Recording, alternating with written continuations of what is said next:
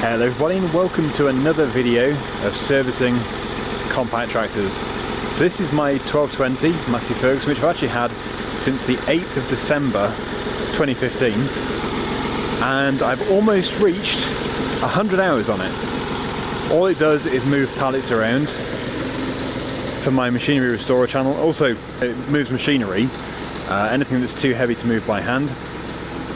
Most of what I do is ride on mowers, so it's more for just moving chassis around, but it comes in handy. Some people laugh, they say it's just a ride on mower, but this is not a ride on mower, this is a compact tractor. I'm not trying to claim it's a full-size agricultural tractor, but it has its uses. It's definitely good to have. So yeah, anyway, it needs to have an oil change, which is why the engine's running. It's just warming up. I'm actually going to do a bigger video on this tractor probably this winter. I just can't decide how far to go with it. I want to restore it, kind of, but then I don't want to, well, I need it, so I can't really have it out of action for too long. I'm thinking maybe just have the main panels that you see painted, sandblasted and painted. I've got new decals for the bonnet. So yeah, anyway, there's going to be loads more on this. And it does also have a few other issues, like the power steering is leaking. One of the axle hubs at the front is leaking. But today we're just going to change the oil in the engine. When I got this, it had 1,089 hours, and now it's on 1,186. So almost 100. But it's a great tractor, I love it.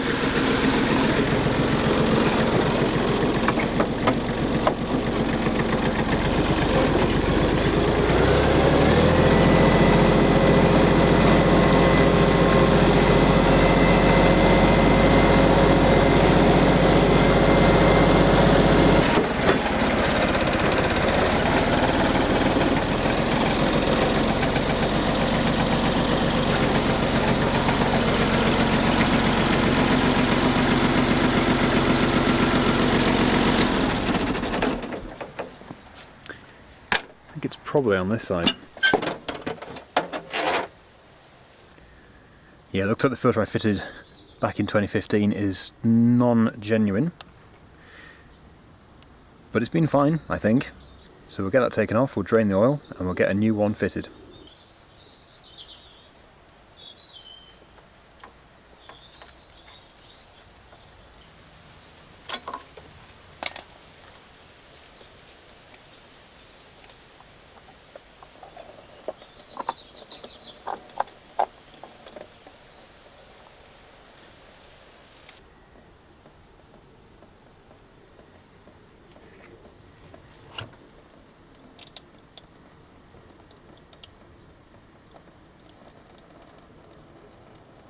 Quite dirty.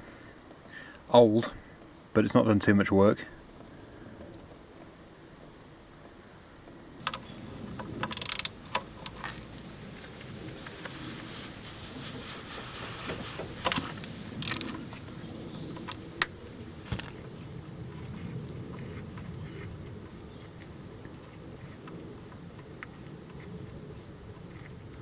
I can see the O-ring has got stuck on the sump. Don't want to lose that.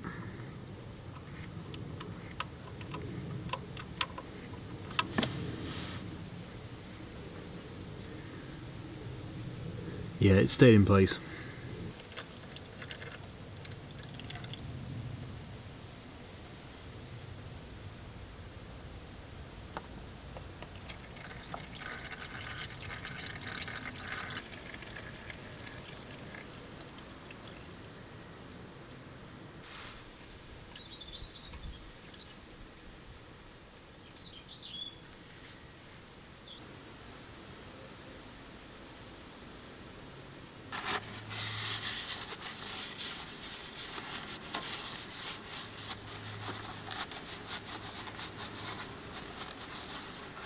I'm just going to leave this oil filter here overnight, draining, and in the morning hopefully we can cut the top off and we can take the element out and we can have a look and see how much yucky stuff, swarf, it's picked up in roughly 100 hours.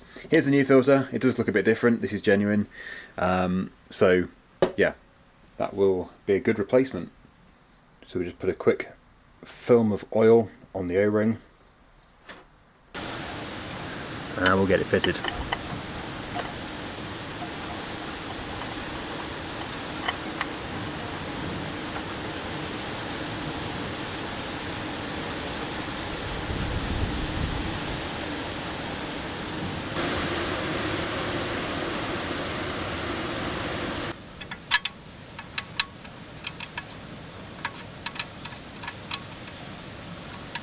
Okay, put the drain plug back in. I have put the O-ring on.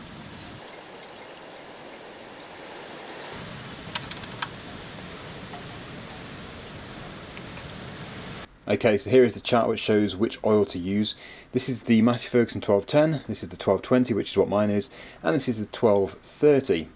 So I need 3.3 litres of 10W30, and that's actually the same as what the 1525 took last week. So nice and simple.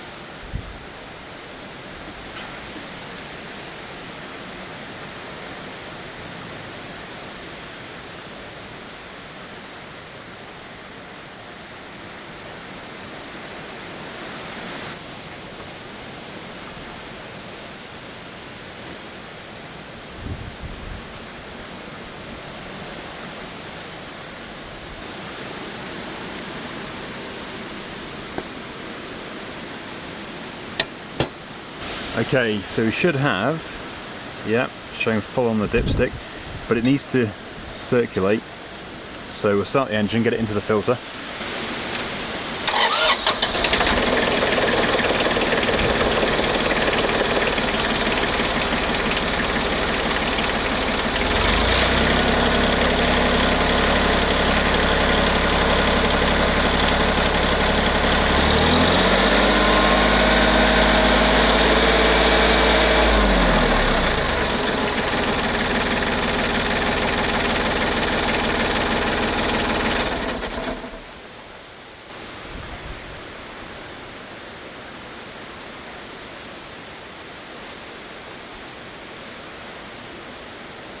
Perfect.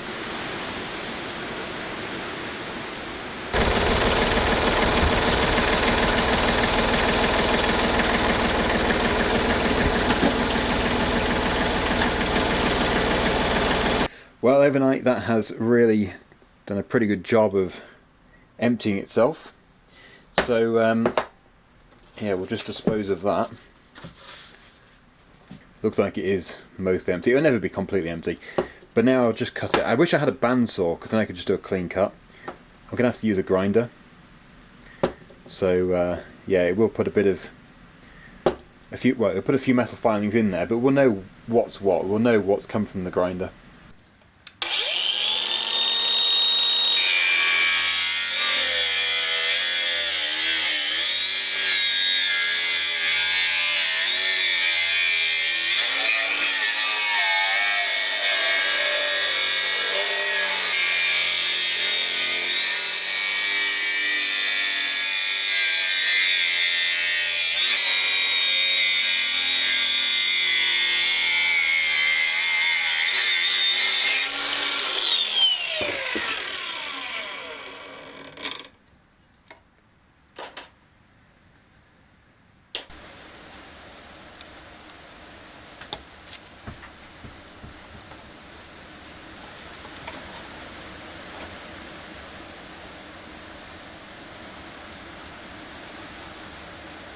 So there we have the actual can of the filter, but the part which does the filtering is here. I've just been trying to prise the two ends off. I think I'm almost there, and then hopefully once I've got this top one off, I'll just be able to unravel the paper element, hopefully. So just got to uncrimp the sides. The paper element is actually quite deteriorated. It feels like it's relatively rotten, so it really was well overdue. It should have been done ages ago. It hadn't actually met the amount of hours that it needed. It's 150, I believe, and it's only done just less than 100. But it's the time as well. The time was playing a big role in the need to replace it. Okay, we're almost there. Just prise that off. There we go. So hopefully the middle piece should come out. There we go. And then there will be, or there might be, an end. Oh, it's been crimped. So we'll just break it here. Okay, can I do this without tearing every corrugation? No, I can't. Well, we get the general idea. Just as long as it's opened up and we can actually see inside some of them. It's actually looking very clean. I can't see any metal filings at all, which is good. We don't want metal filings. That would be a really bad sign. I didn't see anything in the oil either, like no glitter. If you see glitter in the oil, you know you've got a problem. Very common though with lawnmower engines and stuff, but this is a diesel, much better built by Azeki. Okay, let's just get a close-up. So hopefully you can see there. It is looking pretty good.